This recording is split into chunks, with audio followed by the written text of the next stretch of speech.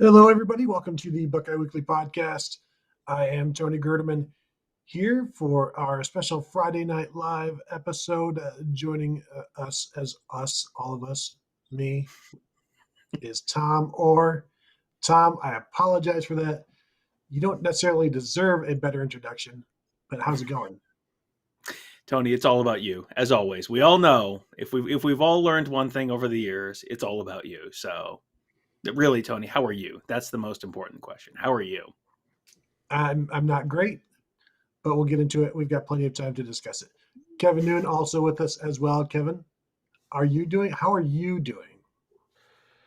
Well, I'm here, aren't I? So we got that going for us. I had to mow the lawn today. Hopefully the last one of the season, but I don't have any faith in that. I'll probably be mowing up until Christmas.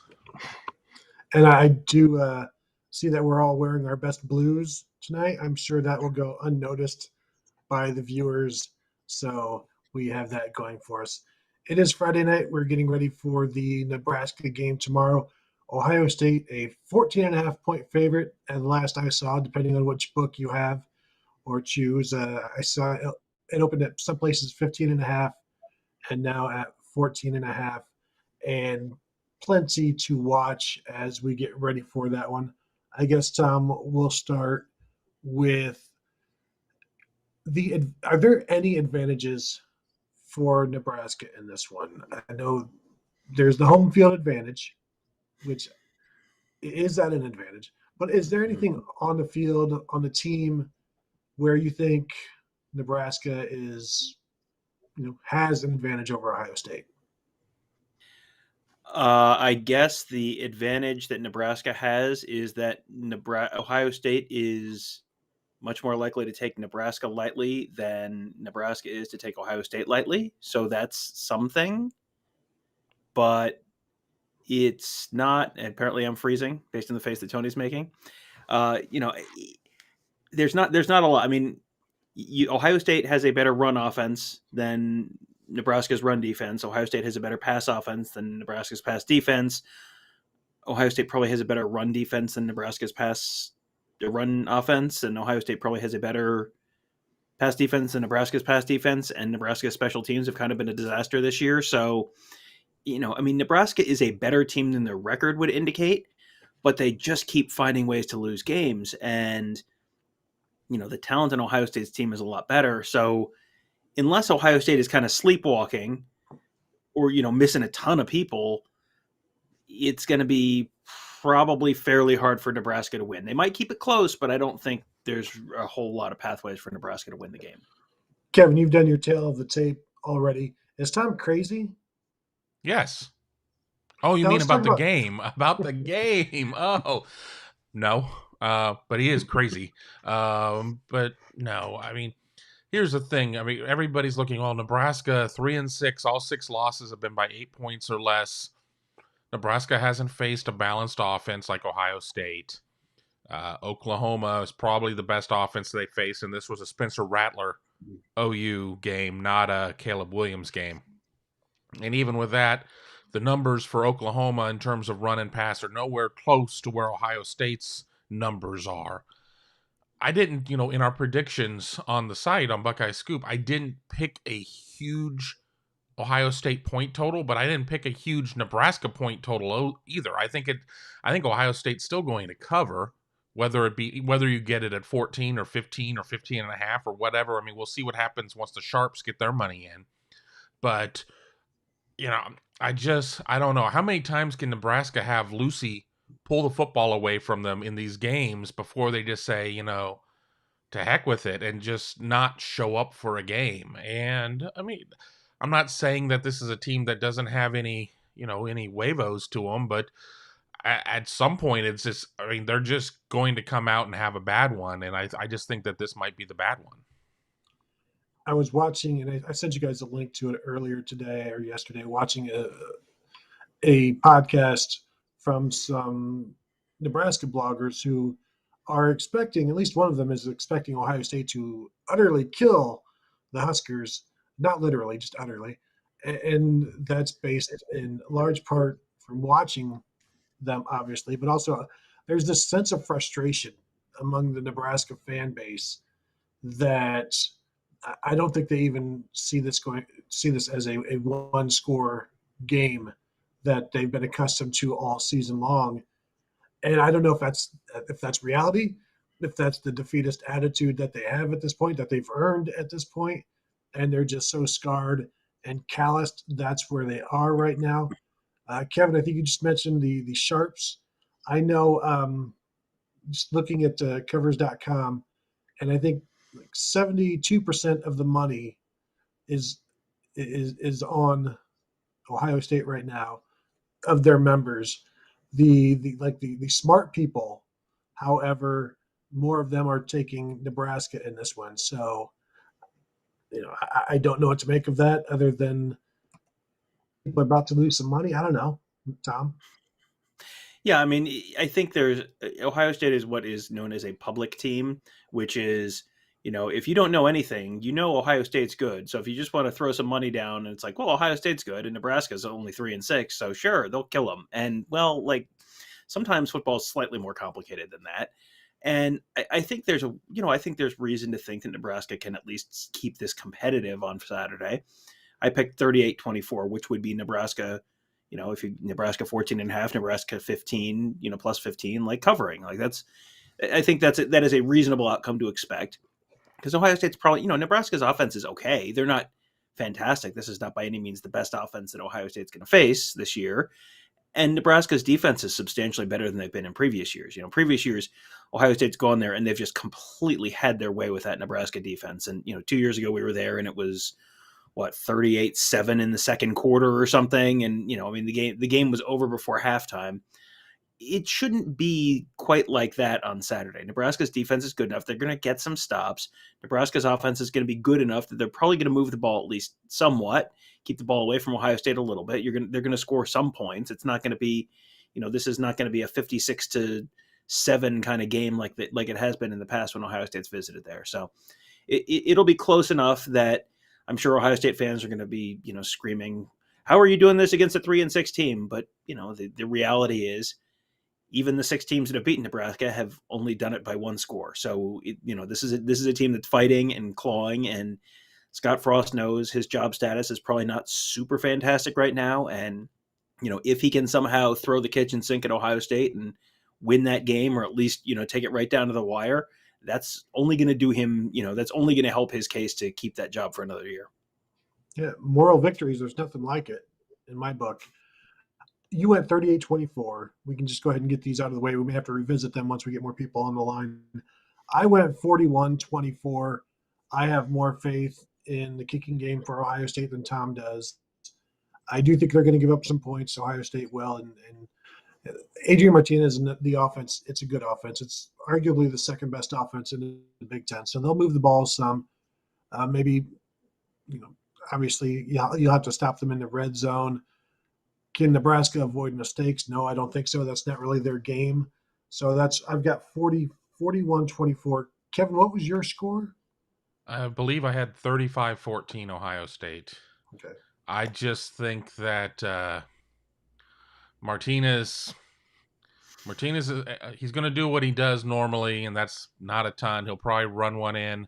He'll probably go for about 80 yards. He'll probably throw for 200 yards, maybe a touchdown, a couple of picks, and that'll be kind of that for them. And I think Ohio State will come out and try and work on some of the issues that maybe Ohio State felt that it had in the Penn State game against a good, not great defense. There certainly are some individuals on the defense that I'd like to, single out when you look at Cam Taylor-Britt or J.J. Doman or even some of the guys on the defensive line, but it's not 11 across on that defense, and I think that they're capable of giving up some big hits. And we can go back to the 23-20 game in overtime against Michigan State where they held Kenneth Walker to very little yardage, but I don't think Kenneth Walker was aware that he was Kenneth Walker yet at that point. So I don't know. I just think Nebraska's going to have a hard time moving the ball.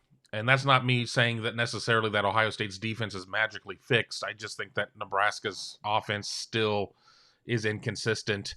And then when it comes to Ohio State's offense, I wouldn't be surprised to see a pretty healthy diet of Trevion Henderson and Mayan Williams. I think that just making sure that they get some more. Hello. All right, I was hearing myself there. Just to make sure that they can get some good flow in the running game as we get into November. We're in November, but as we get further into November, and there's a higher premium on running the ball. Okay, I've got a couple of things here for you guys. The over is 7-1-1 in Ohio State's last 9 games versus a team with a losing record. 7-1-1. However, the under is 7-1 in the Corn Huskers' last 8 games as an underdog. One of those is going to move to either 2-1 or a 1-2 if it pushes. So before we're going to start getting into some of these questions, however, Kevin, we have never really, and Tom doesn't know I'm going to do this, which is the best part. We have not yet introduced you to Tom's favorite game on the Buckeye Weekly podcast. Knifey Spoony? Do it. Knifey Spoony? No, not Knifey Spoony. It's where I give you the name of a former Buckeye, and you have to tell me within, I think, 3 years either way, give me a year that he played, and you got three years either way of his time frame. And usually sometimes they're old-timey guys, sometimes they just have old-timey names, and we'll see how you do. In fact, Tom, I'm also going to ask you, and throughout the show, we're going to make this a little competition to see who wins. I've got 10 names. Oh, boy. So Tom, we'll go with you first. I'll give you a name here, okay? Are you ready? No. Warren Amling. And you cannot Warren Amling, okay. Mm-hmm. Well, that's, sometimes the first name is a real giveaway. It's, like, I don't know, Gertrude or something. And it's like, well, that probably wasn't any time in the last 60 years. Warren Amling. That has some real, like, East Ohio Milltown kind of vibes, which tells me probably pre-60s at the least. I'm going to say 1951. 1944 to 1946. Missed it by 2 years. So close. I'm so good excellent. at this game, and I still lose. It's the I'm worst. glad he missed the first one, because when you throw Two-Toe McGee at me or something like that, I'm gonna say 1954 because I have no idea. We'll see how it goes, Kevin. Yours is Troy Smith. I hate you, and I've never hated. I really have mellowed in my old age. I've become a friendlier person, but I mean from the bottom of my heart, I hate you, Tony Gerdeman. I hate you so much. Well, I kind of think about this, and well, I'm a Scorpio, and I don't like pudding, so I think his career started around 2007 or so, and he, went on to some success beyond that. So I'll say that 2007. Good enough. That's within 3 years of his 2002 to 2006 career. Good job, Kevin. I don't know what. Okay, sorry. I don't know why I said 7. I was whatever. I'll wait for all the hate. I'll wait for all the hate in the comments. You still got. I don't know if I can comment, but you can just assure. If I can't, then just know that I would like to put it there. Yeah, I know. I need to sign into YouTube while we're doing this so that I can comment. There, I commented for you. Thank you. I appreciate that. Yes. I'm scrolling through the comments and I see from Sue, "Hi guys, Tony's not great." Duh. I disagree. She's seen the show before. Thank you, Sue. Maybe she's talking about my sound in my video, which it's a backup computer for me, if that makes any sense. Wow, big money over their backup computers and stuff like that. Come on, man. Old computer. Should we talk about the Adrian Martinez jaw situation that's come up on the Nebraska side of things? He hurt his jaw against Michigan State, which was 5 weeks ago. And now there are rumors that he was seen with his jaw wired shut this week, and that was another thing that came from that YouTube that I was watching. But also, apparently, some other Nebraska people are talking about it. So it's not like we're spreading unfounded rumors. But the guy legitimately got hurt and has continued to play. But like, I haven't seen anything new about this, but I did see it asked on the messages here, and I this is not a good development for Nebraska unless maybe now you just go to sorry, Sue. You just go to Logan Smothers and be done with it. I mean, this is not a great time to switch your quarterback, but also I don't know that there's anything good going on right now with the Nebraska offense, like in timing wise.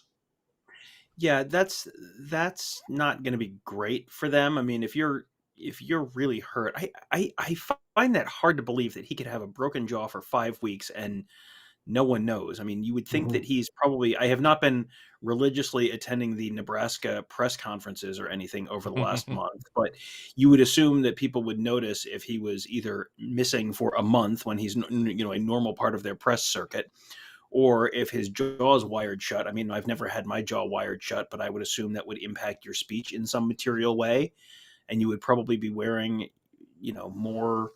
A much bigger face. You see guys wear those crazy weird face masks. I don't think I've seen him wearing a crazy weird face mask in recent weeks. So I don't know. Like Bane? Sort of. I do feel like I saw that this week, and I'm like, I'm not sure the timing of any of that makes sense to me. Yeah, I mean, Ed says you can numb a jaw with a long needle. I mean, yes, but if it's broken, you would think you'd want extra protection to not further break it. Like that didn't make a whole lot of sense to me. But yes, I saw the same thing this week. I just thought that was very odd. No, I would. It's hard to believe, but it would also maybe explain some things. But still, if you've got those kind of issues, just to continue to go out there, I don't know. It's an odd story, to say the least. Looking through some of these, and we have, Tom, I have talked about poor Scott Frost and everything that the way he's tied to Adrian Martinez and the sinking ship that it could be.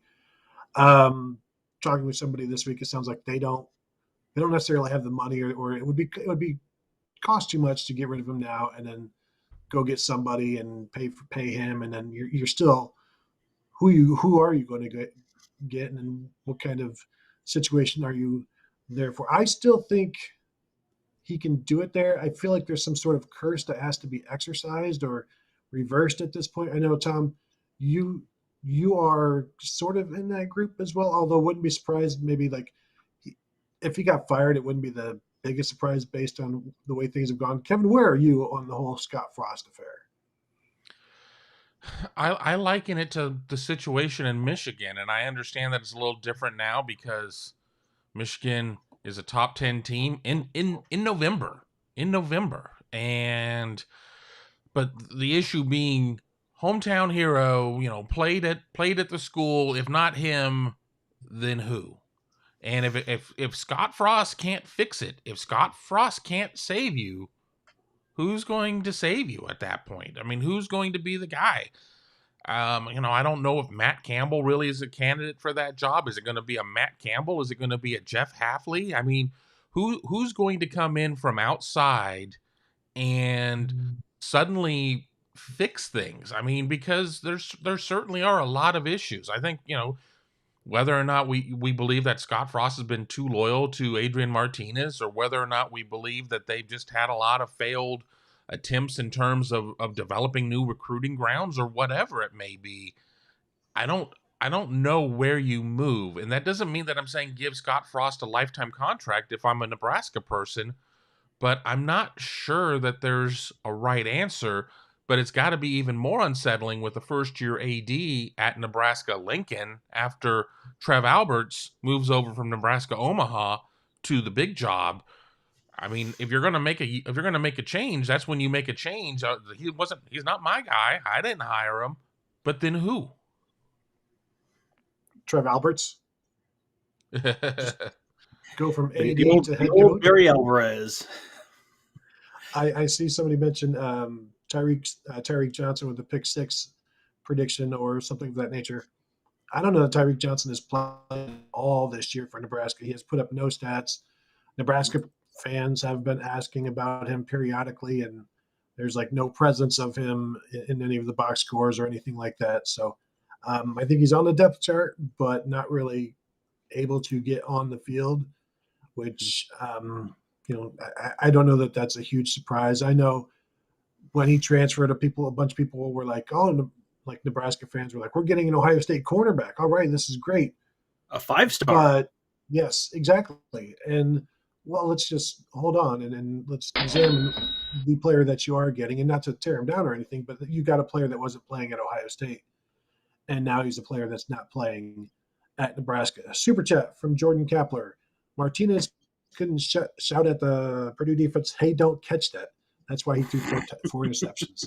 That's hey, knock it off, guys. Hey, hands off. Hands off. Exactly. That's not intended for you. That is not yours.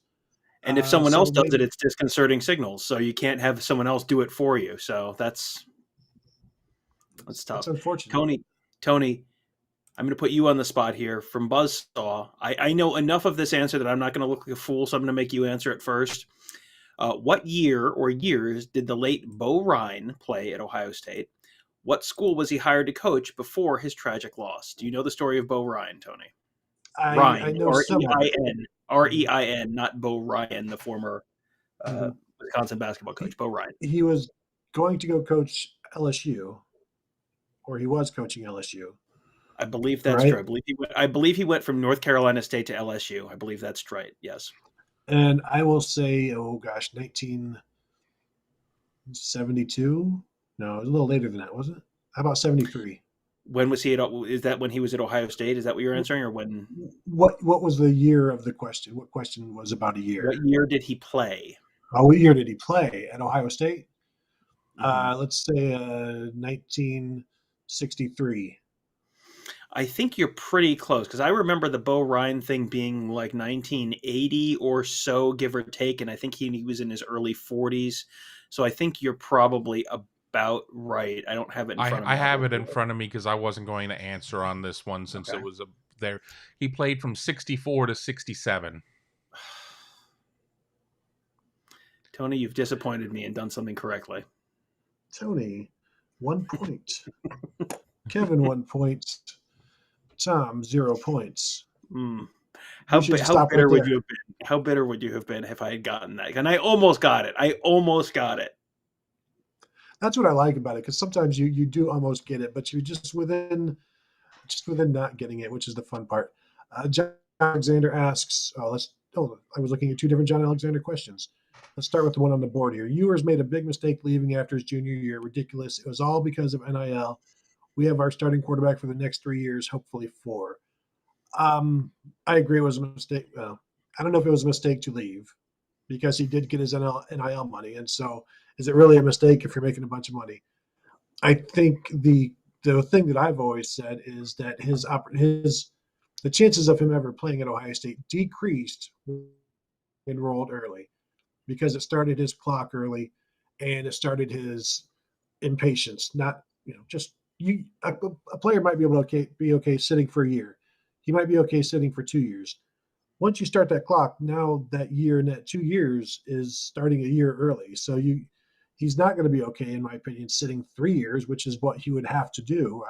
Sitting 2 years and then maybe competing with, say, Kyle McCord or Jack Miller once CJ Stroud leaves after next year. And it just started the clock. And so once that clock gets going, it starts running pretty quick. So that's why I don't know that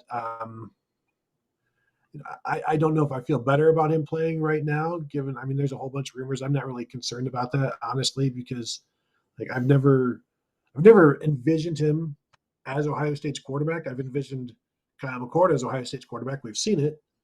Certainly CJ Stroud, we know that he's going to be here for likely 1 more year after this. But this has always been not a circus act, because you don't get to see him, but it's more of just a novelty at this point that Quinn Ewers is at Ohio State, and you're gonna have to keep him here. But I don't view him right now as like not a member of the team, but he doesn't really come into my thought process. Yeah, he's like, you see him, if you were like at interviews in the middle of the week, you would see him walk off the practice field, but that's about the only time he would kind of come to mind. And you'd sometimes see him warming up before games, but that was kind of it. I don't think he traveled with the Indiana game. I'm not sure he traveled. I saw a question from Sue if we had seen the travel roster yet. We don't typically get the travel roster until day of the game. They will officially send you the travel roster, but so we have not officially seen that yet. With the Jack Miller situation, Jack Miller is suspended now, so I would assume Jack Miller is not making the trip. So therefore, Quinn Ewers, you would assume, is the third quarterback. So I would assume Quinn Ewers will make the trip. That's not official, but that's just kind of me reading the room right now. It's interesting that I think, you're assuming Stroud plays one more year. And then it feels like the 2023 starter is on the roster right now, almost certainly. It's going to be one of those guys. So which one is it? And, is that something that you go through spring ball next year, and then whoever is, next in line, whoever is, second out coming out of spring ball is the one who's going to choose to stay, and the one who is not leaves? Are people going to get antsy? Is someone going to get antsy before that and jump before that? And the suspension of Jack Miller, does that maybe change what he's thinking about doing or not doing at the end of the season? That, does that could change your status as well. So, that's Sue saying Quinn reportedly did travel to Nebraska. That would be my assumption. I would assume that he's there because he's the number 3. If Jack Miller's not on the roster, he's going to be the number 3 quarterback. You think, unless it's JP Andrade or Gunnar LaRoe or Jagger LaRoe. Yeah. Jagger LaRoe, I don't know that, I don't know who else it would be. So I would think it's going to be him, and this is going to give him more snaps. If Miller's suspended, he's going to take more snaps during practice. So this may be something that ends up making him more likely to stick around at least through, next spring and beyond. Yeah, I think it's a terrible thing to say in football terms or whatever, but I think this gives Quinn Ewers a little bit of a boost. Obviously, he's now number 3, and he's going to get reps, splitting some with Kyle McCord and seeing where it goes from there. Kevin, do you think the 2023 quarterback is on the roster right now? Probably. The thing is, with all of the transfer portal things going on and everything else, if you see an exodus, do they sit there and you're not going to find a Justin Fields just lying around out there or whatever. But I do think that there is an opportunity to look. We do hear names every year of, he's looking to move and he's looking to move. And Ohio State went from having this packed quarterback room to now everybody not named CJ Stroud has been attached to one room or another. They all can't leave. Outside of Stroud, but what happens if 2 leave? What happens if that happens? And you have to sit there and normalize your numbers. It doesn't mean that Drew Aller's all of a sudden going to happen for Ohio State. He seems to be pretty content with Penn State unless James Franklin and Mike Yurcich leave, and that could open some things up at that point. But then again, Drew Aller could look to follow them to the next stop. So that doesn't mean that Ohio State suddenly becomes the front runner. So I tend to think that the room stabilizes a little bit and the 23 starter is on the roster, but then again, we could see something through the portal. And you've got Jaden Davis, the 2024 quarterback that Ohio State is very high on, the number 1 quarterback in that class. He's already reclassified from 2023 to 2024 and has said he doesn't want to reclassify back. And I wrote about it today on the board, but if everybody's gone and he has the opportunity, hey, you could be our starter in 2023, does he then reclassify? But I do think they can. I think you might be watching a guy this Saturday, a redshirt freshman or a sophomore, and maybe Wake Forest's quarterback or somebody like that who's putting up big numbers right now and will put up big numbers next year, but then as a senior goes and plays for Ohio State for a year in 2023. If there's nobody there, I think a lot like how Ohio State, when there's a coaching opening, they get a bunch of resumes.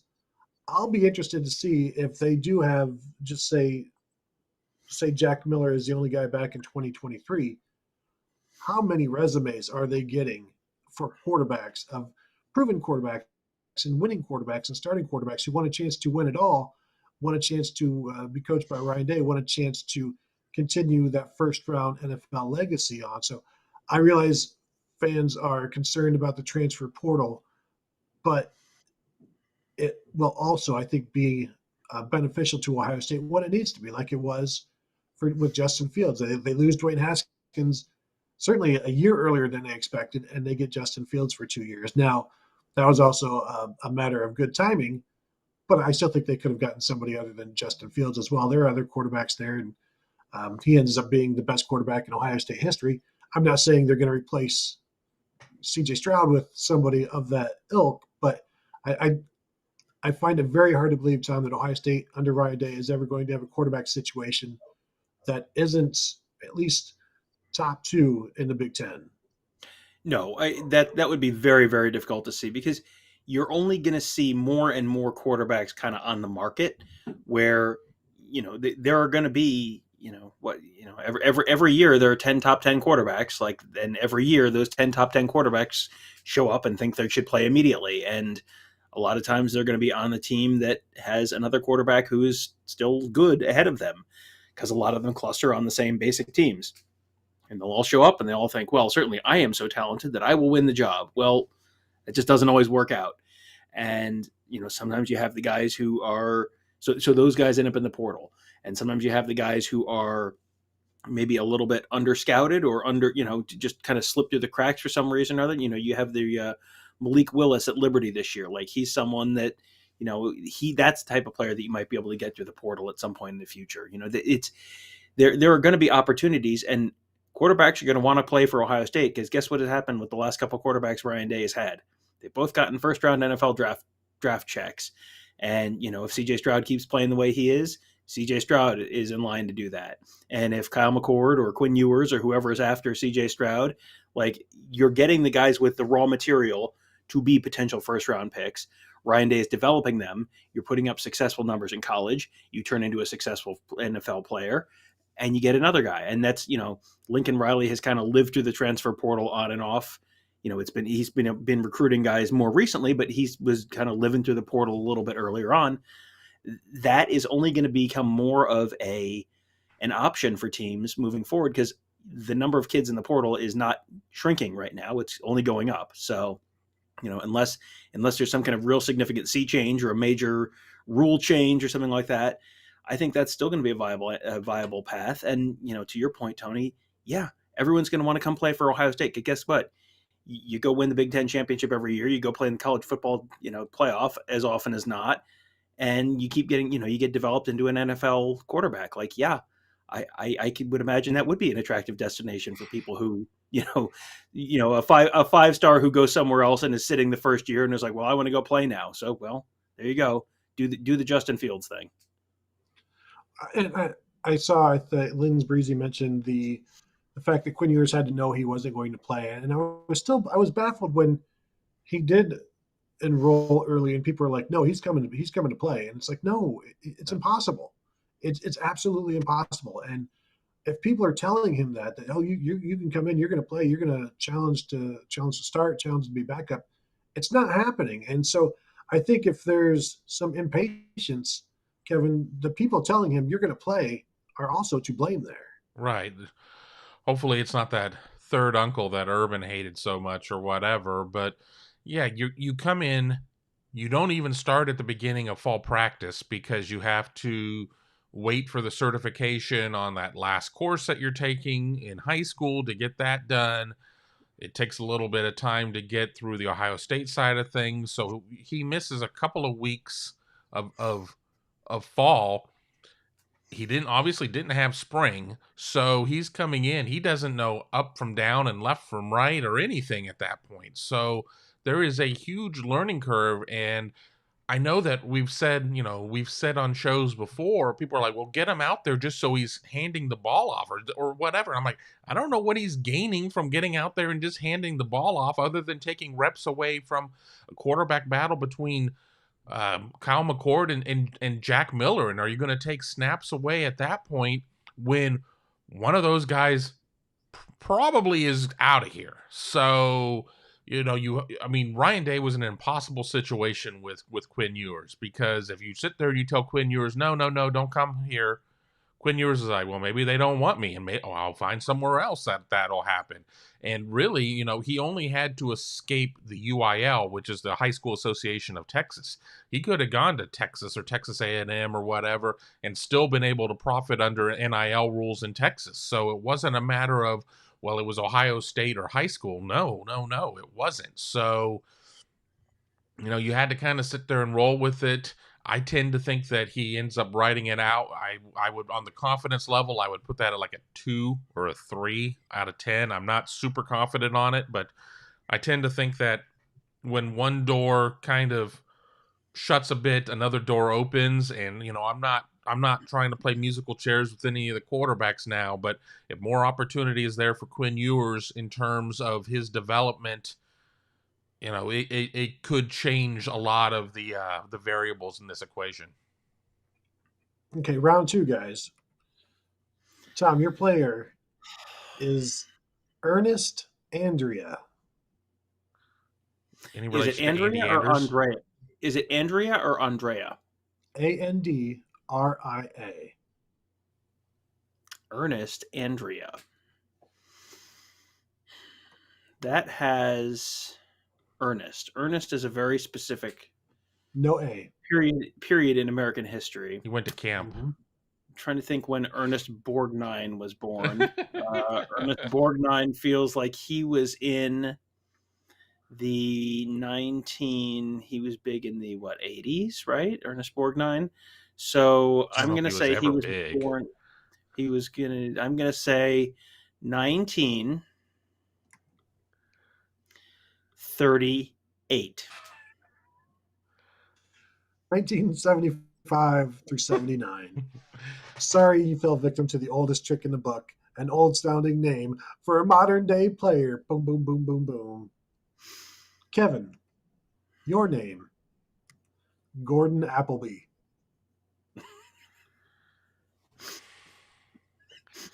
Gordon Ramsay's very popular right now, but it has nothing to do with anything there. So is Applebee's. I don't care for Applebee's. I'm sorry. Sorry, Jim. Oh, God.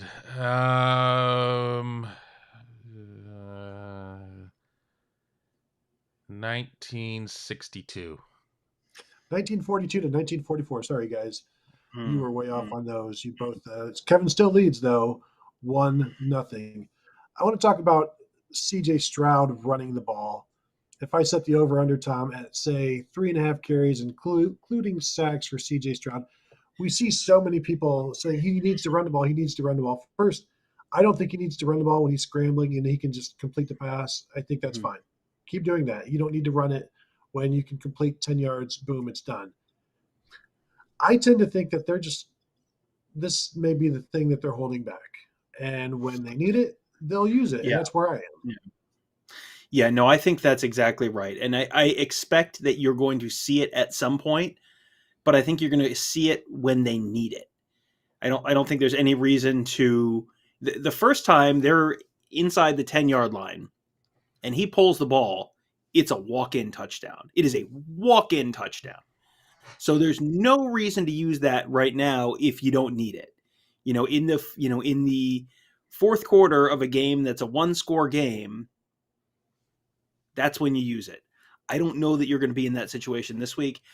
I'm going to take the under, but I think you're going to see over 3.5 non-sack rushes for him at some point in the month of November, but I don't think it's going to be this week. Kevin, do you think he's running the ball this week? Nope. It hasn't happened yet. It seems that that's not really part of his game at this point, and I'm not saying that the suspension of Jack Miller necessarily changes the quarterback dominoes that much, but you sit there and you do a lot of Q run and you get hit, and what could that mean at that point? So I certainly don't think that you need to do it in this game. I mean, there have certainly been opportunities that he has had huge tracts of land in front of him, and much like Joe Germain back in the day, who I could name when he played, and if he's on my list, I'm golden. If if he could do that and get out of bounds, that's fine. I mean, you want to sit there and give Michigan State and Michigan things to think about, but I would take the under. Mm-hmm. Sue points out that Ohio State is currently recruiting a player named Ernest Green. So my thinking on that was flawed. As always, I apologize. I thought you were going to say, as always, I am flawed, which is very hard well, on yourself. Also true, but yes, that is an excellent point by Sue. It's just me, Tim 79 of I'll get to Joshua Hunt's question next, but of the 4 quarterbacks on the roster now, who do we think is the best NFL prospect? And I'll answer first, and I'm going to say C.J. Stroud because he's the one I've seen the most, and he's the one who's done the most. And we saw a little bit of Kyle McCord. We haven't seen much of Jack Miller. I've seen nothing of Quinn Ewers. And I know everybody wants to see more of Quinn Ewers, but there's been no scouting, and I know some NFL people have looked at him and been like, wow, that's impressive, but it doesn't translate. And I think we're kind of seeing this year that it's not translating so much for Patrick Mahomes, even though this is clearly not his typical year. But I have to go, Kevin, with the guy I've seen the most of, and that's C.J. Stroud at this point. I don't know that I don't even know who is second there because we've seen so little of people. I know everybody loves what Ewers can do. I think Kyle McCord can do everything as well, but I've seen it more from C.J. Stroud, so that's the easy answer for me. Yeah, I mean, everybody else's grade is an I for incomplete at this point. We really don't know what's going on there. I mean, yeah, during fall, we got to see a little bit of throwing. I mean, Kyle McCord certainly throws a nice ball.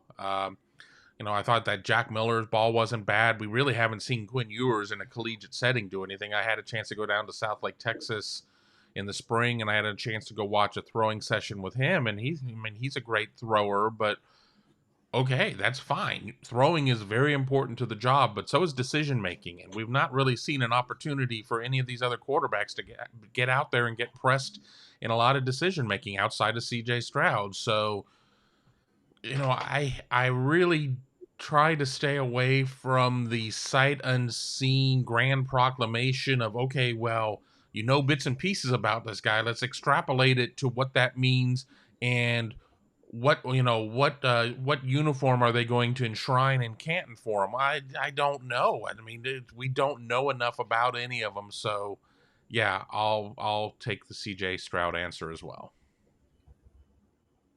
You good with that, Tom? I think you have to go with the sure thing, and by the sure thing, I mean the guy who has started 7 games now. I mean, how much surer do things get than redshirt freshmen who have started 7 games?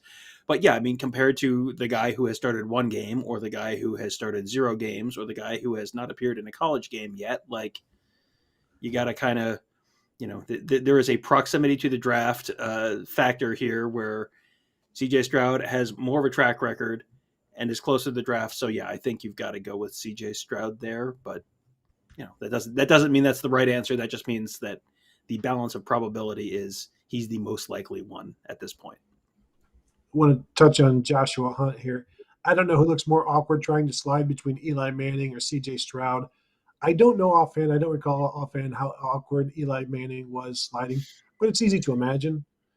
I don't know that I've seen C.J. Stroud slide awkwardly. I do remember Justin Fields having some issues. Dwayne Haskins had some issues. Dwayne Haskins used to. It was like like when I'm trying to teach the girls on my softball team how to slide, and it's like, well, I don't want to. I don't want to hit my. Nope, don't want to do like. It was just like it was real awkward. I think it was in the Purdue game. There was one where it looked like he just, he was sliding, like caught his cleat in the ground and like tumbled or did a somersault. It was just like, you got to work on that, man. Like you could do that with a little more pizzazz. That was, I mean, it's tough, and you've got guys coming at you, and you're trying not to get clobbered. So I get it, but also you're an athlete. You should look athletic when you're doing things. That year, right? I was thinking it was Justin Fields. It was definitely Dwayne Haskins. Justin Fields was a baseball player. C.J. Stroud, I don't know if he's played baseball, but he's one of these quarterback camp guys like Dwayne Haskins was. And maybe it's because they're not doing enough baseball. And Ryan Day is a multi-sport athlete. Is this a Ryan Day issue? Corey Dennis was a quarterback and a receiver in college. I mean, you'd think he would be athletic enough to teach these things. Is that something where is that Ryan Day's downfall, the inability to teach his quarterbacks to slide? Who's to say? I mean, we're not here to throw shade on anybody, but if that's the worst thing your quarterbacks do is they don't slide that great. That's okay until, of course, the cleats get stuck in the turf and one after another they just continue to tear their knees out. That obviously that would not be good. And as PFlaw 317 says, don't need to bother sliding. Just run over dudes, and then just just get a 20-yard head start, blast dudes, and then go on to the next play. It's just, I mean, Tate Martell did it. Mm-hmm. And another quarterback built just like Tate Martell, Cardale Jones, as PFlaw says. Mm-hmm. That's Very as similar long guys. as you're built like Cardale Jones and you have a 20-yard head start, you too can separate the shoulder of an Alabama safety. And isn't that the dream? Do we want to get derailed on Alabama in the college football playoff, or should we stick to Ohio State stuff? I'm just looking through the questions. I Sage was going to Ohio say I have asking about us, 20 in the queue or so yeah, too. let's go. In terms of is Master Teague playing, we'll find out tomorrow when the injury report comes out. I think the plan is he will be okay, so you'll have him, assuming you'll have him, and then Mayan and Travion Henderson and Evan Pryor, and those four should be enough for a Nebraska defense. It's sneaky good, and if they try to do some of the same stuff that Penn State did, maybe it's a little bit better than that. I know I believe Nebraska runs a 3-4, so there might be some issues initially getting all of those fits and the blocks and the second levels and things like that. So maybe it starts slowly, as it kind of has for a little while, and then you adjust and go from there. And Ohio State needs to get their adjustments done before halftime, with this being a road game and wanting to get going. And again, I'll remind people, Travion Henderson averaging 13 yards a carry in the third quarter, the benefit of some of those halftime adjustments. So PFlaw 317, anxious to see the return of one Julian Fleming. Tom, I think we do see him this week. I think so. I think there's going to be an opportunity for him to play. And, you've got your starting three. They're very clearly going to be looking to give some other guys more reps. They've talked this week about the fact that Emeka Egbuka and Marvin Harrison are probably earning more reps. That was something that Brian Hartline talked about earlier this week. And, they want, if Fleming is healthy, they want to put him out there. He has not been playing because of injury issues, not because they don't like him, not because they don't think he's looking fantastic. That was another thing Hartline talked about this week. Fleming, during camp, he said there were a bunch of did you see what he just did kind of plays for Fleming? And then he's been hurt and he just can't stay on the field and he can't stay healthy. And that's got to be just incredibly frustrating for Fleming. And, was the number one receiver in the 2020 class. He has not been able to, he had the shoulder injury last year. There's been kind of a hamstring thing this year. And, just that has to just be so frustrating for him. But, if he's healthy, if he's ready to go, I think there's opportunities for him. I think there's snaps for him tomorrow. And so I think he has 2 catches so far this year. I think there's a decent possibility he at least matches that or maybe exceeds that tomorrow. Bold prediction. First time all week from Tom. Kevin, you got some questions? Yeah, this Mike Smith one's a fresh one. Anybody else worried about Nebraska? I'm seeing nothing but doubt that OSU is not as good as they are believed to be. I think we touched upon it a little bit earlier. We all kind of gave our scores. I have Ohio State covering 35-14. I just wonder how many times Nebraska can get punched in the face and lose these close games before it just starts to wear on their psyche. And this is the most balanced attack that they're going to face this season in the Ohio State offense. And I think that Ohio State's not going to come out and be able to just ram it down their throat. But then again, we've seen that in this series before. But I think Ohio State's going to win decisively, but it may not be the high-scoring affair that a lot of people want to see. I just wonder how long you can continue to wait for the other shoe to fall and see it dangling from the foot and just continue to try and fight. And it's a testament to those players who do. But at some point, it's like, just stop. It's enough. We feel terrible for you. You don't have to keep doing this. You can just stop and give up and go home. I don't know what the right answer is, but you feel for those guys who have these, just one way or another, they find a way, and too often it has been turnovers.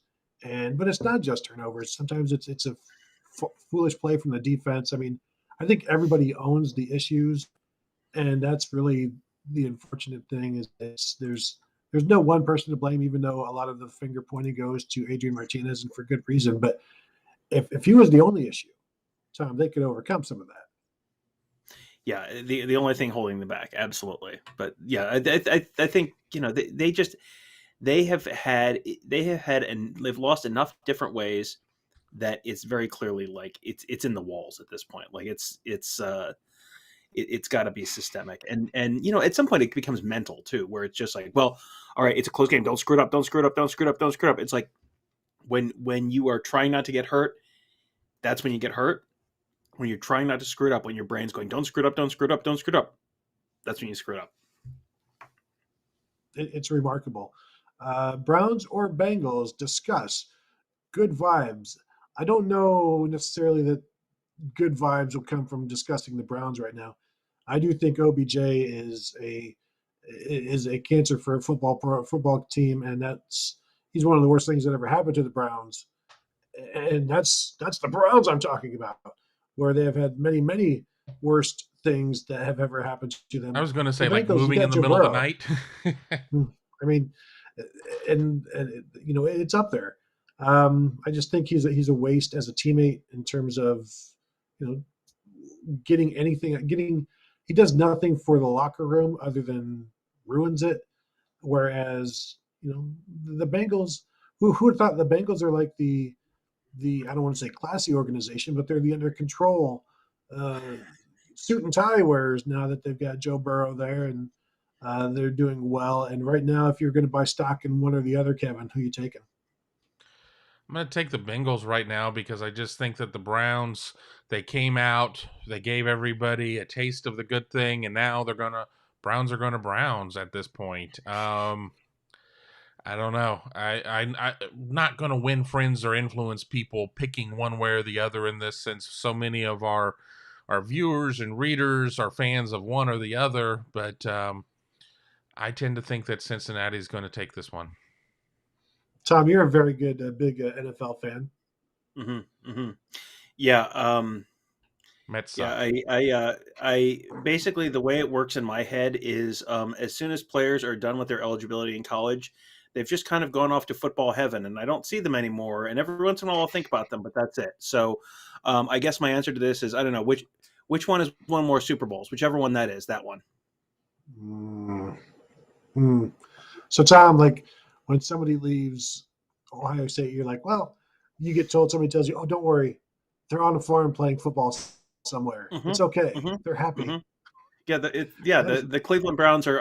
My understanding of the Cleveland Browns is they're a farm upstate somewhere. So yeah, is that not right?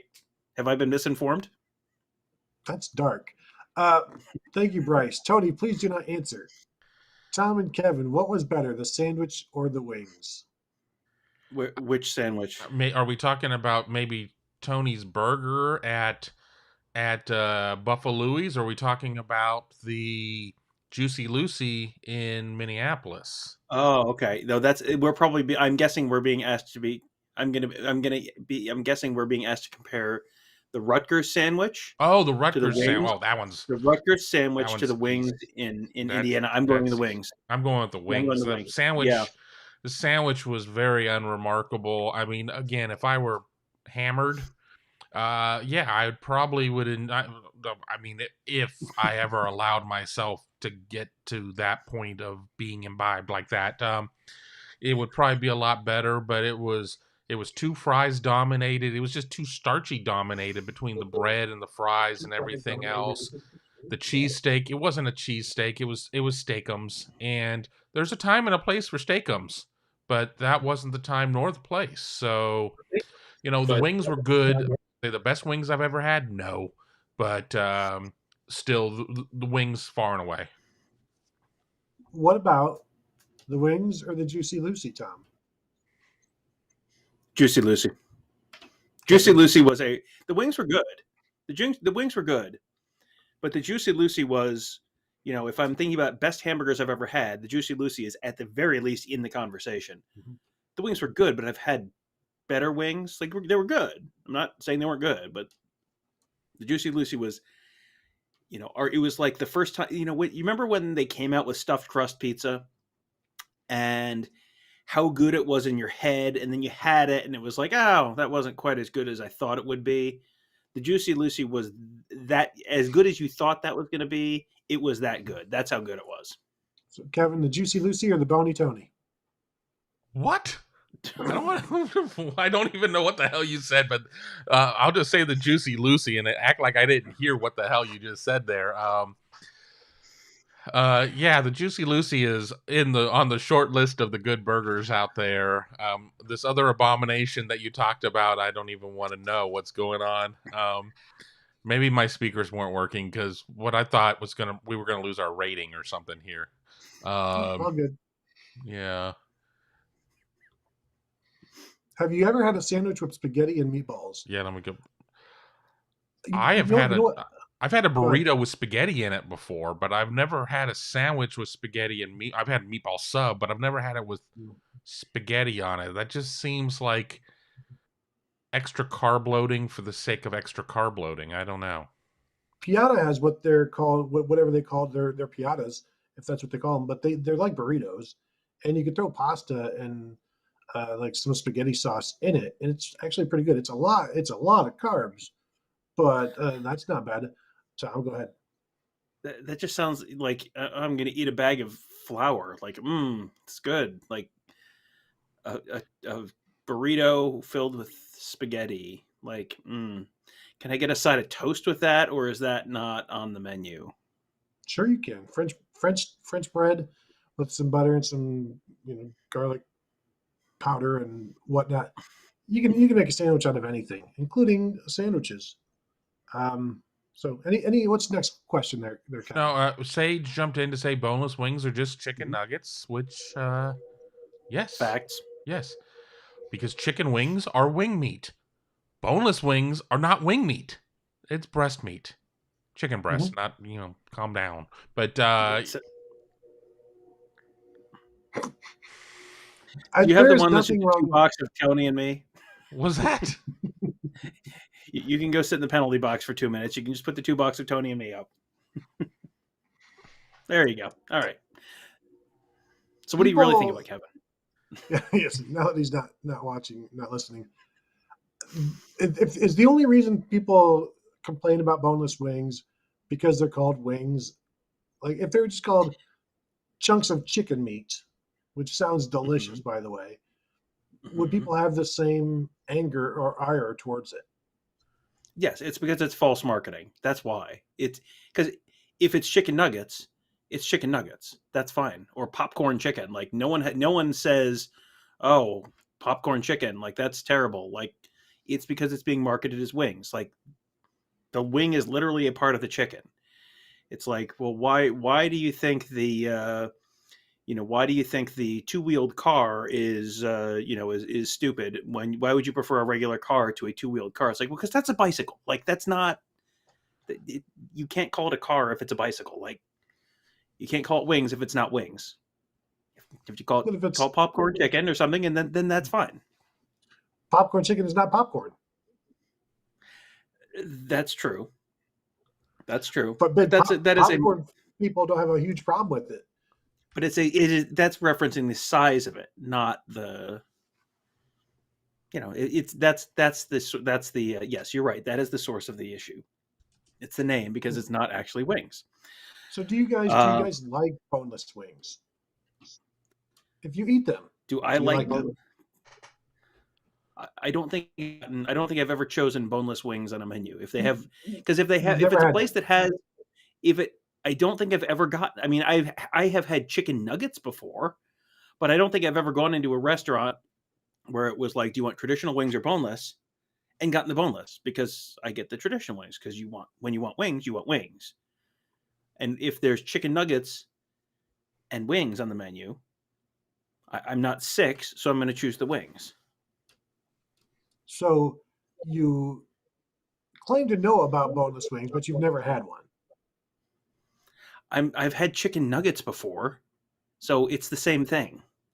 It is clearly it's not, and you would know this if you'd had boneless wings before. I would go to Kevin, but I don't want to. Too bad, I'm here.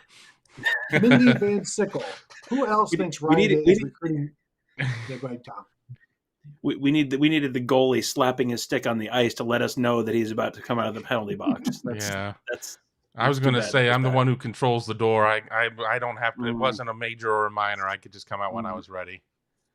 All right, let's find I'm just going to read I'm just going to read the most haunting comment I've read all year, and we're just going to move on. From El Suzabo, you guys got me hungry for some Bony Tonys. I saw it. Now you guys have to hear it. Now we all get to move on. Do we get to move on? Oh geez. Oh geez. And we have to. We're doing a show in 13 hours. By the way. Yeah, pregame show starts, I believe, at 9:00 tomorrow morning. We're doing. Oh, so let's not talk ourselves out here because. Oh dear Lord. Here we go. It was. Will Marvin Jr. get a punt block this season? This is something that Tom and I were talking about in our bold predictions. This is from It's Just Me, Tim, 79, where one of my bold predictions was that a freshman would cause a turnover in this game. And Tom was like, well, no, that's not bold enough. You need to choose 3 names. And I was trying to decide between which names. And one of the names we came up with that I didn't ultimately decide on is Marvin Harrison Jr. blocking a punt. And he's come close at times this season. It feels like maybe it's time. I do think he's probably going to get one this season as long as they keep using him in that role. And I don't know, Kevin, is this the kind of game where you would go after something, or are you just trying to keep possession of the ball and you don't want to risk roughing the punter or running into him and giving Nebraska an opportunity to move the chains back, to continue with their possession? I mean, obviously, blocking a punt is fantastic. It's that sudden change. I mean, you're already getting the ball back, but you're getting the ball back in much better position. The punt return for Ohio State has been really non-existent, but I don't know if there's a ton of upside there because you're moving the ball so well as is, and Ohio State has had plenty of games with plenty of penalties, and if there's going to be a game, or if there's going to be a situation where they will absolutely rough the kicker, it's going to be in that punt block situation. So let me ban this user. Let's a little distracted now. I just don't think that there's a huge amount of upside there. No reason to ban Sue.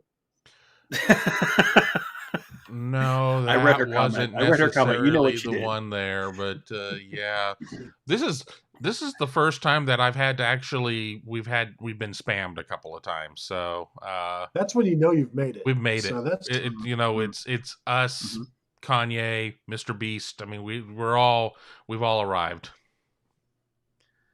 I know Kanye. I was going to say, do you mean the old TV show Beastmaster? No, Mr. Beast was one of the biggest YouTube channels out there. So, you'll know we've arrived once we can start doing some of his elaborate stunts. Tom, there was a question from Mindy Van Sickle quite a while ago that I saw and went, we got to get to that. How many sacks tomorrow for OSU? Now, we just talked about one of Tony's bold predictions. One of mine was Ohio State is +5 in sacks on Saturday. And I'm thinking, So they, if they get 5, Nebraska gets 0. If they get 6, Nebraska gets 1, whatever. I think they're in that 5-6 range on Saturday. Nebraska has given up more sacks than they've gotten during the course of the year. The Ohio State defensive line seems like they're getting there. It seems like they're bringing pressure a little bit more. They're getting a little more creative with the pressures they're bringing. Saturday morning's Morning Scoop, I talked to Ross Fulton all about the Ohio State defense and what they were doing in the Penn State game. Talked a lot about, some of the pressures that they're bringing. And, he thinks that's something they may continue to do more on, moving forward. That will be on YouTube in 25 minutes. So by the time we're done with this show, you guys will be able to watch that Saturday Morning Scoop on YouTube as well.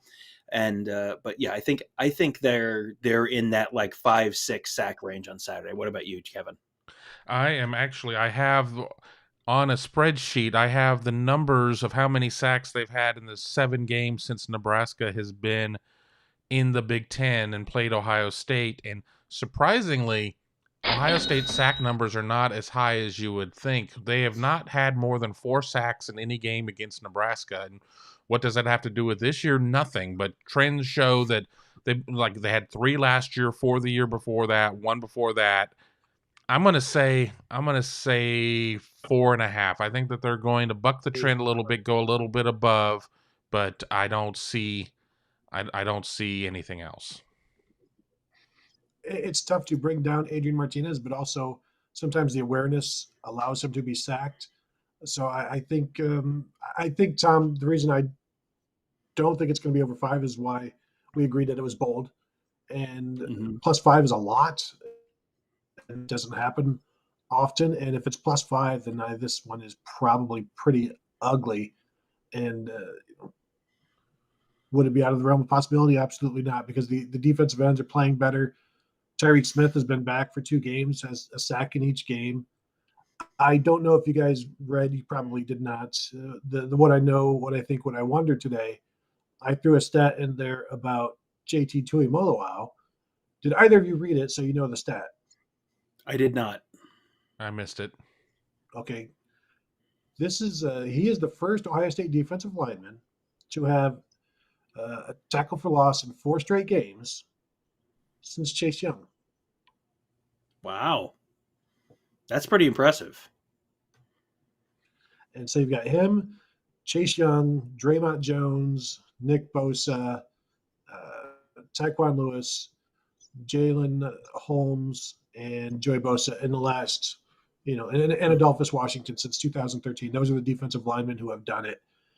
And that's pretty good company. That is All-Americans. That is Big Ten defensive lineman of the year, and Jalen Holmes. And Jalen Holmes, I think it was 2016, did it in 9 straight games, which wow, a little bit under the radar there. Yeah. Yeah. So and that's crazy. Chase Young did it in 8. Then he had a 2-game suspension. Then he did it in his next game. So I don't know if you really want to count that as 9 straight, because it wasn't 9 straight Ohio State games. But yeah, 4 straight Ohio State games. JT Tuimoloau has at least a half a tackle for loss. And so he's picking it up. And I think you could see quite a bit from those defensive ends, not to mention the defensive tackles. And we saw Tyreek Williams wants to be on the field more. Maybe he will get to that. Super chat from Mike Farino. How old is Jack Miller as a redshirt freshman? Is he 20 or 21? I don't know if either of you guys started Googling his age while I was rambling on there. But you can probably, and this is regarding the OVI, the DUI that he got popped for overnight. If you go search the case file, I'm sure his age will be there. I mean, that's, it's an unfortunate situation, and you never want to see anybody obviously do that, but it happens. And, that's, I don't want to say it happens every year on the team, but it has probably happened on average just about every year with the Buckeyes since 2000, whatever. Every other year, maybe.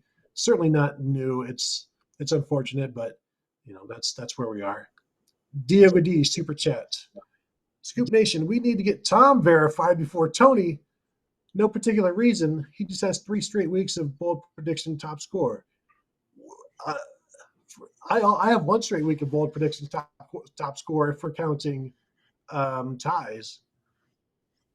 Noon is verified. You didn't lose. Noon. That's good. Tony, I will verify that you did not lose this week. Great job, Tony. The Sheep League on our Ask the Insiders board. Who among us is in first place? And follow-up question: who among us is in the finals of the knockout tournament that has been going since the beginning of the Sheep League? Tom, you are in the finals of the Sheep League. You are number one in the You are a Sheep damn League. fine sheep. There you go. Man of the people, right there. Tom. Steve Holt. And Man of the people. I was denied being verified by Twitter again. I was actually a month ago, but I finally found the email, and so that's free now. And they just tell you you're not as important as you think, and it's like, I honestly don't think I'm that important. This would help me. This would actually make me feel good about myself. And it's still, Twitter's like, nah, that's fine. They don't care about me. Adam Baker, Kevin, we landing Sonny Styles? I believe that Ohio State will eventually land Sonny Styles. I don't know what kind of timeline he's on. He's going to enjoy his recruitment right now.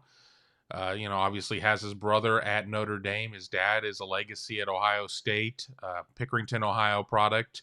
I don't necessarily see him around town that much, but it's, he certainly is around. But, I like Ohio State's chances. It's really Ohio State and Notre Dame, and then everybody else is kind of just a hat on the table.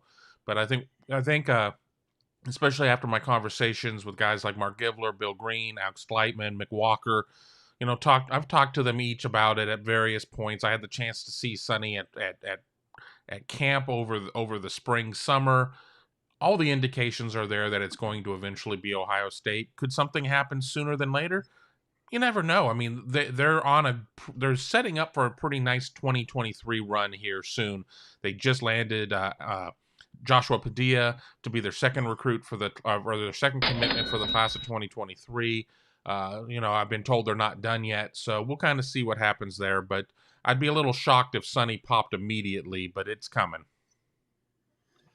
Can Sonny be the bullet type for Ohio State, or is he going to be too big, do you think, Tom? Because he's already listed as 6'4", so he's probably like 6'3.5".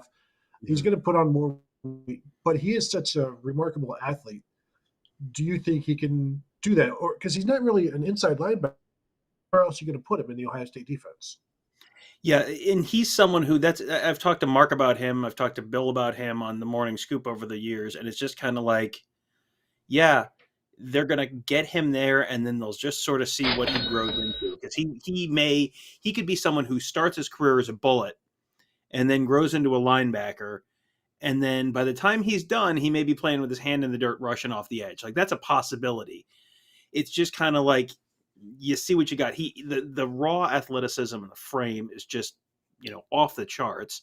And it's just, okay, how big, how much bigger can he get while maintaining that quickness? Because if you're a defensive end, you've got that quickness and your defensive end size, like, well, that's quite a weapon. So it's just a matter of what does he grow into? But the answer in his freshman year may not be the answer in his junior year. I'm just going to answer Bryce real quick because he asked something. He listens to the shows with Ross, but has he mentioned or said anything about why the middle of the field is always open or how to fix it for the defense? That's actually something that we talked about a little bit on the show for Friday. I asked him, basically, so Penn State was hitting Ohio State with a bunch of RPOs, and they couldn't R the ball worth a darn. So why are you worried about the run when the pass is the only real option? He had a really interesting answer about that. I am not going to try and, give you the Ross Cliff Notes because that will just show you that I'm an idiot. So just listen to the smart man when I talk to the smart man. You are now but 15 minutes away from having that be live on YouTube. So just check our YouTube channel in about 15 minutes. As soon as we're done here, you'll be able to listen to Ross answer that very question when I asked him that a little earlier on today. We've got three super chats in the queue. We'll knock through them right now. Diego D. One love? I don't know. It's a heart. I think it's one is less than three, and that is correct, Diego. Thank you for that. Oh, I'd already forgotten what we talked about. It might be. We'll see. I don't know. Super chat from Mike Farino. If Jack Miller is under 21, one beer would count as an OVI, if I'm not mistaken. Hope that's the case, and he wasn't hammered, and all of that stuff will come out. And yes, if he is under 21, any of that would be anything is over. And so that information will come out eventually. And probably, like I said, you can find out his age if you hammer the internet. We are, of course, a little bit busy right here doing this, and I don't know his age offhand, so I apologize for that. Super chat from Stephen Piper. Sorry I'm late. If someone already asked, what quarterbacks will be on the roster when the 2022 season starts? I don't know if we've actually covered that when we did 2023. So, Tom, this is a brand new question. Mm-hmm. Mm-hmm. Which of the current 4 quarterbacks will be on the roster, knowing that we don't generally get into transfers, Tom? I ask you. Yeah, I think the free space in the bingo card here is CJ Stroud. CJ Stroud is going to be the starter next fall, barring some kind of significant injury. And I think the next, the second person is whoever comes out of spring ball as the number 2 guy. And I think there's a possibility that that's it. So CJ Stroud plus, fill in the blank on whoever's next. And, does the Jack Miller news today make it more likely that he's not on the team next season? I mean, possibly, we'll see. But, if you are gun to my head right now, I'm telling you CJ Stroud and either Kyle McCord or Quinn Ewers probably is the most likely answer. But I'm not necessarily ready to handicap the Quinn Ewers, Kyle McCord quarterback derby in the spring of 2022 just yet. Yeah, that's exactly where I am. Kevin, where are you? I'm sitting right here. No, but I'm in the same place that you guys. I'm sorry. All right, hold on. There you go. All right, good. So good. So Kevin is back in the penalty box. Let's see. Lots of fun questions we can't answer. The great one says Bengals 38, Browns 10. That's a little aggressive, but I can't tell him he's wrong. MR 12 or Mr. 12. Sonny is an alien. Put him anywhere, and I think that's kind of where the coaching staff is. That Sonny Styles is such a great athlete. You put him on the field, and you just see. And you go back to like Sam Hubbard. Sam Hubbard was a safety in high school, and he ended up playing defensive end at Ohio State. And you've got the guys who are linebackers in high school who could end up playing at as defensive end at Ohio State. Gabe Powers, linebacker from Marysville, there's still kind of a question: is he going to be hand in the dirt or playing linebacker at Ohio State? Treasure the Torah says, Kevin, come on, bro. No, he knows what he did. John Alexander on the board here. Are there any important injury updates on the Nebraska game? I believe we'll have the injury report when we go live at 9 a.m. tomorrow, right? That gets released 3 hours before kick. So yes. We will have that. I would, at this point, always expect somebody new to be on there for whatever reason. That's kind of the way it's been for the last 2 seasons. So don't expect that to change at this point. And if it does, hey, pleasant surprise. Chris Thompson, go ahead. Yeah, it feels like the defensive line is starting to peak. Chances they're the biggest impact for Ohio State down the line. I think they have the opportunity to be one of the biggest improvements for Ohio State down the line because they have, the defensive ends in particular have not gotten a ton of pressure. When they've gotten pressure, they've made enormous plays. You go back to the opener against Minnesota with the strip sack for Zach Harrison that turned into a scoop and score for Haskell Garrett. Then you had a strip sack for Harrison and Tyreek Smith last weekend that turned into a scoop and score for Jerron Cage. Like, they're making big plays. And, if, there's a lot of room for growth there because Tyreek Smith has not been healthy. He's just, keeps missing week after week after week. Zach Harrison, he flashes, he makes big plays, and then you don't see him for a while. JT Tuimoloau out. I mean, Tony was talking about the fact that he's had a tackle for loss in 4 straight games and how rare that has been for Ohio State defensive linemen. He's only going to get better as the season goes along. Like, it feels like you can sort of see it coming where they're going to become a bigger impact. And that can be an impact in terms of strip sacks like the ones I was talking about. It can also be an impact on get the ball out of the quarterback's hands a little quicker, and maybe he's forcing it into tighter coverage, and then it turns into interceptions and pick sixes that way. Yeah, and I wrote in what I think, that I feel like the way this defensive line is coming on now, especially the defensive ends, it is trending towards being the kind that can win a national title, but they will need them to be playing well and playing like Tyreek Smith did at the end of the last year, and just being relentless. And that's one way to ruin an Alabama offense, even with 2 losses. It's just to continue to make the quarterback change the window, change the picture that he's seeing, and pressure him a little bit. I'm curious from Grim Reaper Amos. I'm curious how the team bounces back after a tough game last week. Kevin, that's what I'm interested to see. How locked in are they? This is going to be a road game, so it's a business trip. This is an opportunity for them to show like that was just a tough Big Ten game, and now this is again an opportunity for them to show that we still have the best offense in the nation, and we are who you guys think we are. Yeah, I think that, and I said this on the Ask the Insider board over at BuckeyeScoop. If Ohio State gets out to a quick start, I mean, they could just take control of this one immediately and send everybody home, very sad. I think that it's important for Ohio State to come back and answer for what was, not one of its best offensive games, whether or not it was a case of what Brent Pry, the defensive coordinator for Penn State, was able to affect on Ohio State, whether it was Ohio State just didn't come out and play its best game. I mean, certainly issues with the offensive line, certainly, the run offense wasn't there early. I mean, so a lot of Trevion Henderson's yardage came on that 68-yard run of his 161 that he had there. So I think it's really important for Ohio State to come out to a quick start. I'm much more curious about how quarter 1 looks versus quarter 3. I want to see how they respond, whether or not they were challenged. Only one offensive champion. How do you respond at that point? And I think that's going to tell us volumes. Yeah, that's a great point about the one offensive champion, and that was not even a message. That was just grades, and they should be taken as a message, though, and taken as motivation to not let that happen again. You can't let that happen on the road. You can maybe get away with it at home against a bad offense. You can't do it on the road or bad, like Penn State's not the greatest offense, so an offense can take a little bit of a day off, but you can't do that on the road in the Big Ten and expect to just continue to 27 points will be enough, because you don't know if it will. And so they need to wake up and snap out of that one, certainly. Kevin, how many do we got any questions left? Are we? Well, I got a good one. I got a good one here from Jordan Kapler. If I can guarantee you that an Ohio State player records 5 solo sacks tomorrow, who do you think it would be? Breaking the school record of 4 sacks, 5 sacks. My immediate thought is Zach Harrison, but that's I honestly I don't know.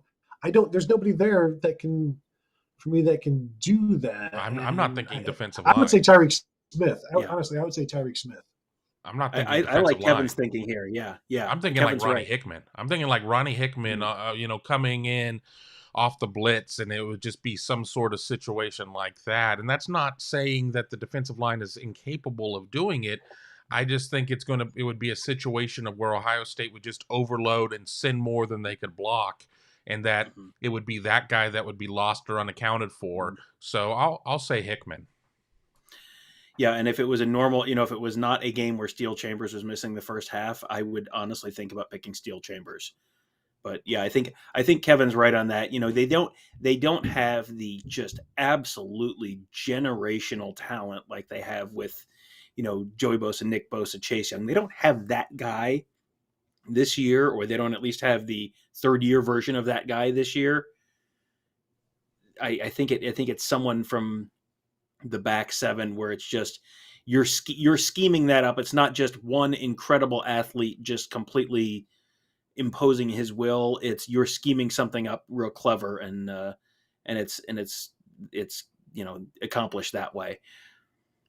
The sneaky answer there is Marcus Williamson when there's nobody for him to cover, and they just use him to blitz, because he's been doing that quite a bit this season in the last few weeks, where they just go get the ball. You've got nobody to cover on your side. And I did mean to ask people to go ahead and hit the like button for us, if you would. It helps with the YouTube algorithms, and I see Kevin put that up there, but I wanted to ask it before he did, so that it would look like it was me telling you to do that and my recollection to remind you. But of course, I will give credit to Kevin for that. So thank you guys for doing that. Anything else? Well, Treasure the Torah says, Tom, I'll donate $500 to your super chat if you guess the right score for tomorrow's game. Now he's using Tom as Tomorrow. an abbreviation for tomorrow, but I think that may have also been he'll donate. I'm unclear if I need to guess the correct score or if any of us guess the run pass thing was easier the other week because as long as one of us said run and one of us said pass, we were good. And Treasure the Torah, man of his word, was all over it. So yeah, well, we can give our score predictions again, and we'll see if we're right. I had 38-24 Ohio State. I had 35-14. I went 41, and I went 41-24 Ohio State. So we've got 3 cracks there at the table, and hopefully, thank you, Stephen Short, of all the reporters. Tony is definitely one of them. Yes. Let's see. Thanks. I was going to say, Mr. 12, just remember that we beat the crap out of a Clemson team last year in the semifinal after having a gross game against Northwestern in the Big Ten championship game. Yeah, that was a crazy bounce back from Justin Fields.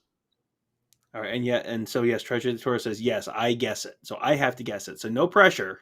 No pressure. Oh boy. So, and then, I mean, all hope is lost. All hope is lost. Yeah. All right. So the good news, Kevin, is if either Kevin or I get it right, then Tom owes us $500. That's not. I don't think that's how I see it. That's how I see it. Oh, we got another super chat that's coming in. We'll see it before Daffy Duck shows up. Stephen Short says, when Tony comes to my house, he gives me the Wi-Fi password. Wow, that's that Tony the Omniscient. How about that? Thank you for that. Super chat from Razmataz. Can't listen tonight. We're sitting out by the campfire. Lots of stories, drinks, and idle chit chat. Go Bucks! Thank you for that. And I apologize that my mic is way behind everybody else, and they are trying to talk over me as they normally do. But thank you for that. Enjoy that. What a perfect night to be out doing stuff like that, and just maybe some s'mores and some things like that. Tom, shouting you down is still attention.